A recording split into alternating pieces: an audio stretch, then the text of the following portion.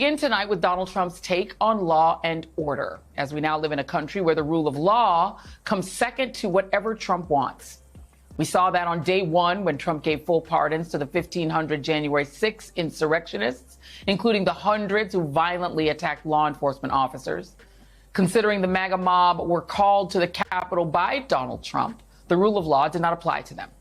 And it continues to this day with the pressure campaign by top officials in Trump's Justice Department, some of whom happen to also be his former criminal lawyers, to have the corruption charges against New York Mayor Eric Adams dropped, in part. What happened? What? Tell me what happened here. What's going on here? It goes because they were interfering. Hold on. It goes all the way back here.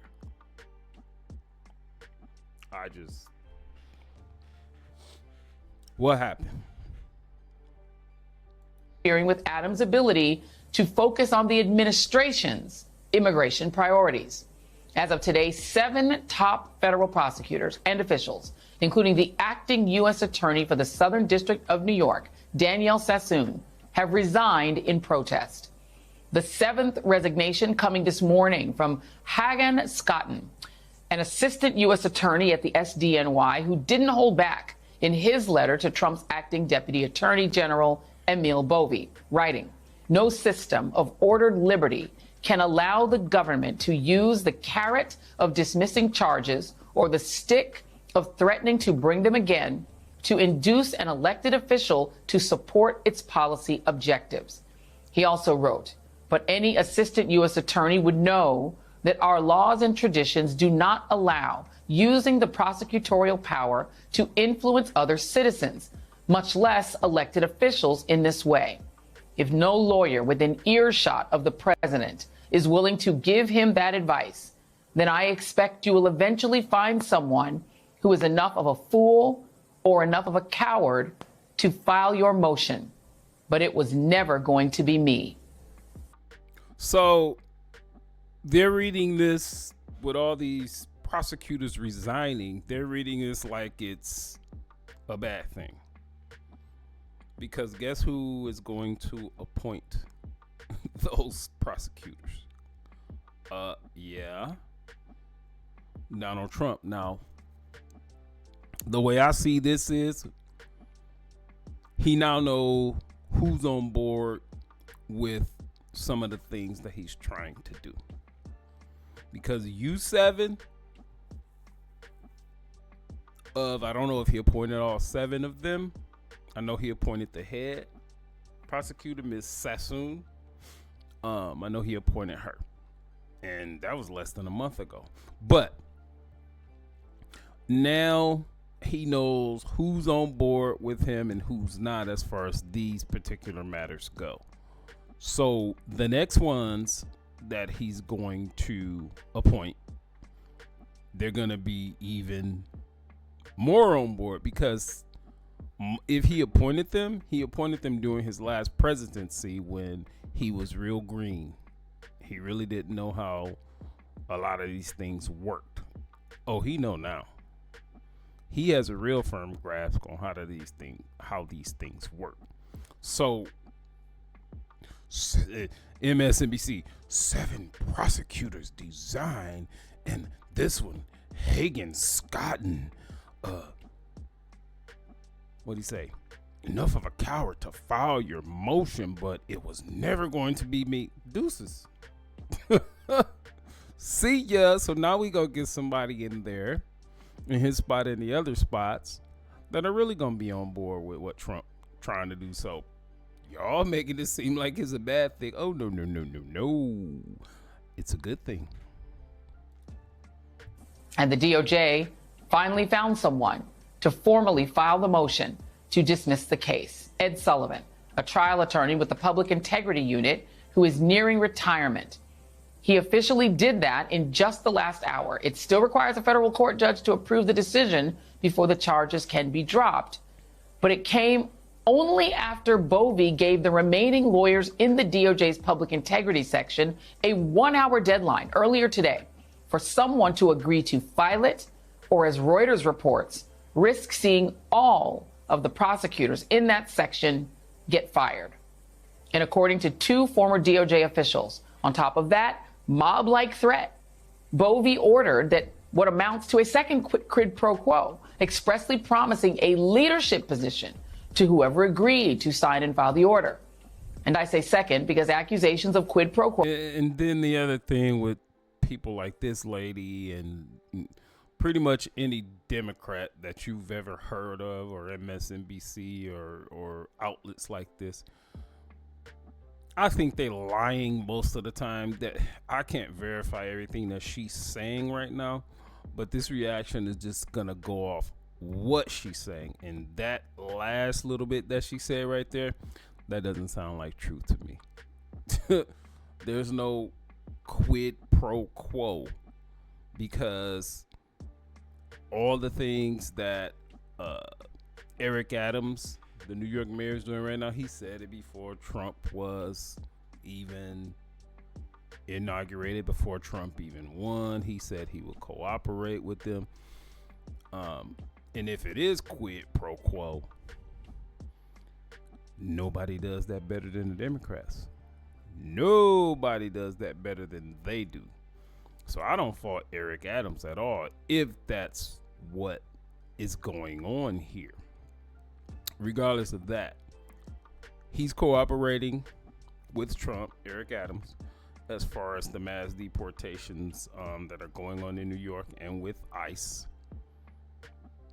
He said he was going to do that. Trump said he was going to come in there and start doing that. Eric Adams no longer have these ridiculous charges hanging over his head. He got the charges in the first place because he was bucking up against Joe Biden. And as soon as he would start bucking up against Joe Biden, that's when they brought these ridiculous charges against Eric Adams in the first place. He shouldn't have been charged anyway.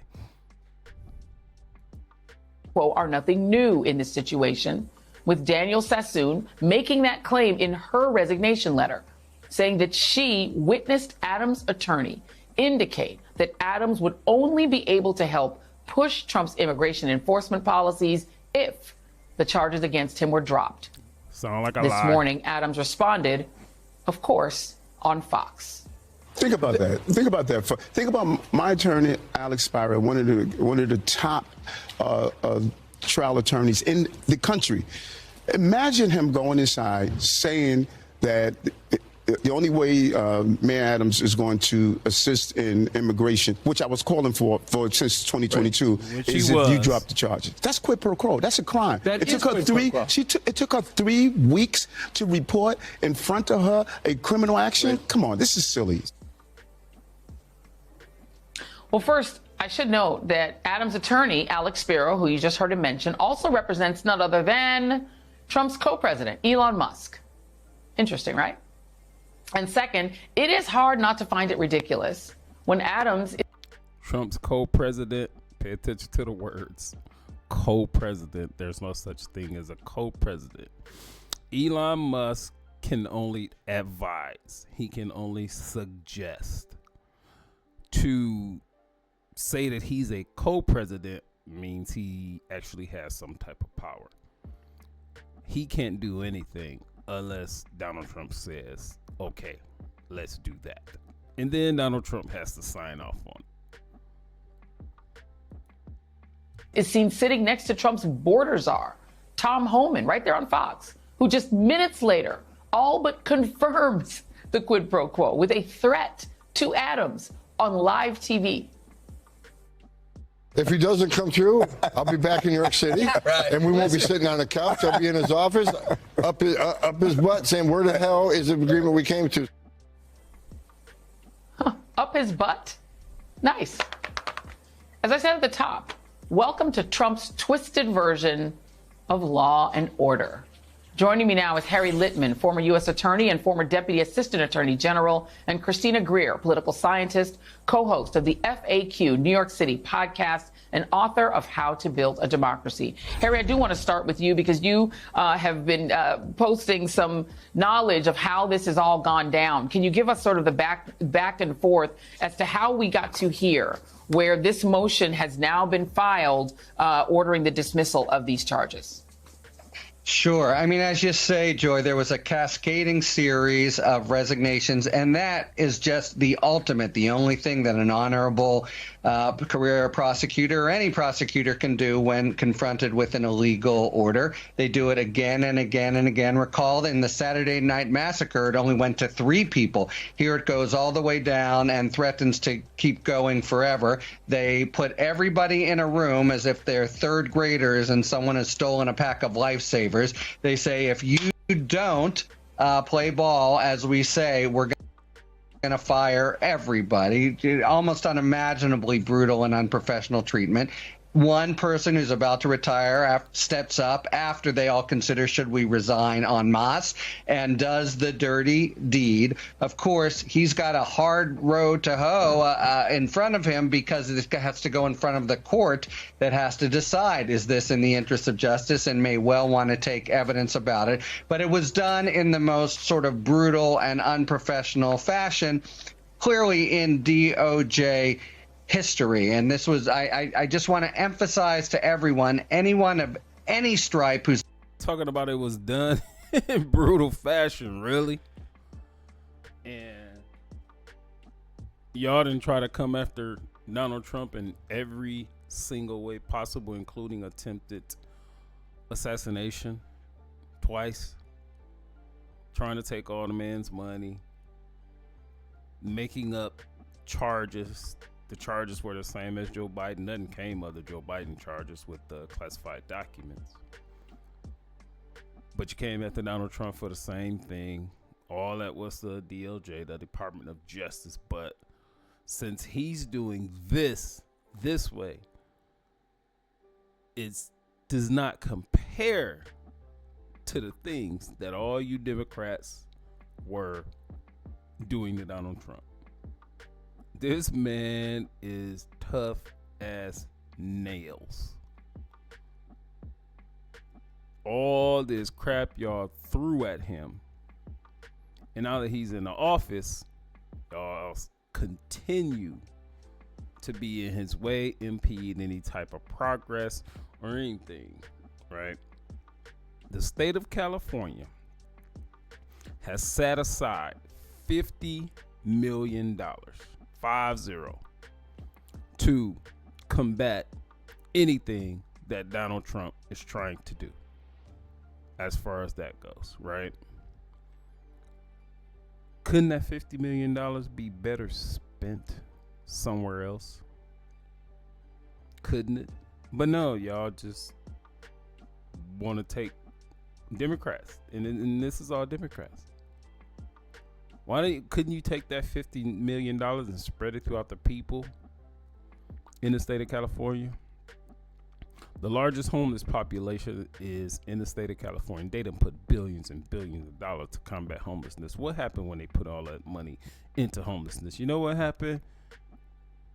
It created more homelessness. And you know why? Because all the money that they put into homelessness went to organizations. And you draw your own conclusion as to why that happened. Who's ever been in the DOJ, conservative, liberal, etc., would tell you these are the people in public integrity. It's the crown jewel of the department. It's the sort of Navy SEALs. Somebody's clearly telling the truth. Somebody's clearly not.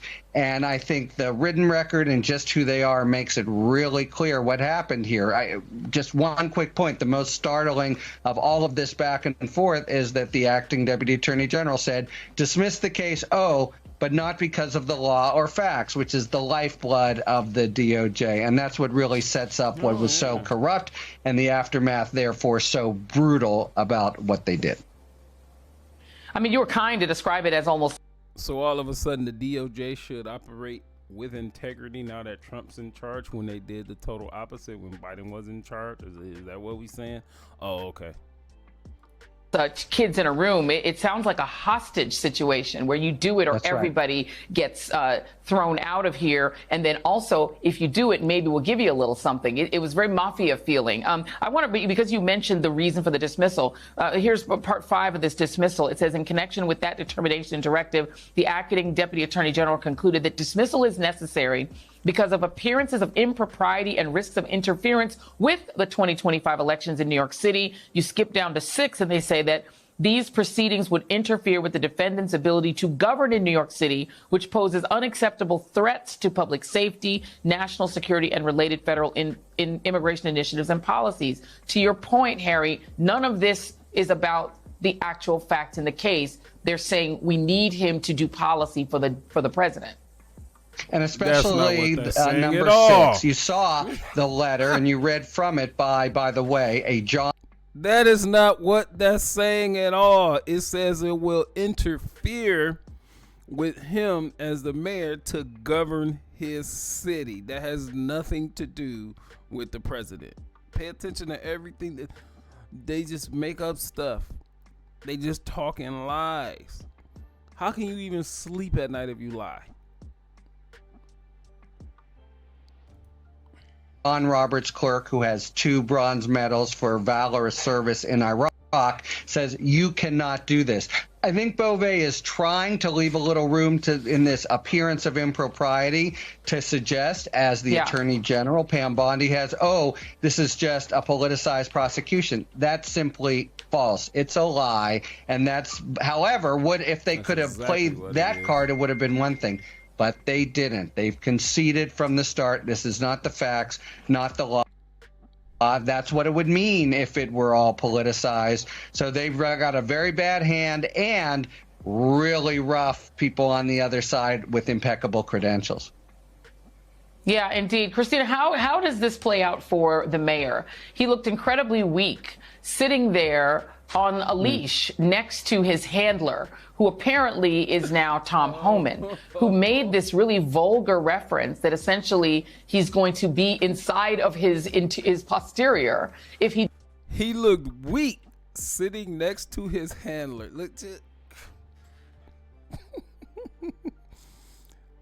doesn't obey. That doesn't sound like the strong mayor of New York City. It sounds like somebody who essentially is a hostage of the president of the United States. Hostage. Okay. Right. And we're seeing that the president of the United States is the hostage of Elon Musk. I do, Joy, want to just point out for your New Yorkers who are watching the show, tonight is the last night that you can register to vote in the June 24th primary. So if you are a registered Democrat, you must register by February 14th. So there are going to be a lot of people who actually may or may not be paying attention to this scenario right now, but possibly as we get closer to June, recognize they absolutely, want to participate. If they don't register by this evening, they won't be able to. So that's a larger question we'll have in our democracy. What we've seen, though, Joy, in the past year plus, is that Mayor Adams has been weak because he has been distracted, because there's several people in his administration who have had to resign for various improprieties and possibly illegal doings. And so the past few months, he's actually had some new lifeblood in his administration that actually were righting the ship. This adds another layer in the sense that we knew that when the Trump administration came in, he would be one of the more susceptible mayors to kowtow to this particular administration. We don't see that in, say, Chicago, for example, or even a Philadelphia. But this mayor, anyone who's looking down particular possible prison time, is always going to be susceptible to cut a deal in some way, whether it's quid pro quo or listening to someone like Donald Trump, which we know, we've talked about this, Joy, together for years on the show, someone who does not respect law, someone who does not respect tradition, someone who does not respect the separation of powers and checks and balances in Donald Trump. And so here we are in the worst case scenario, which, 92% of Black women warned the country about consistently, that this would be, the first time Donald Trump was casing the joint, the second time, it's going to be a real dismantling of democracy, which we're seeing in real time.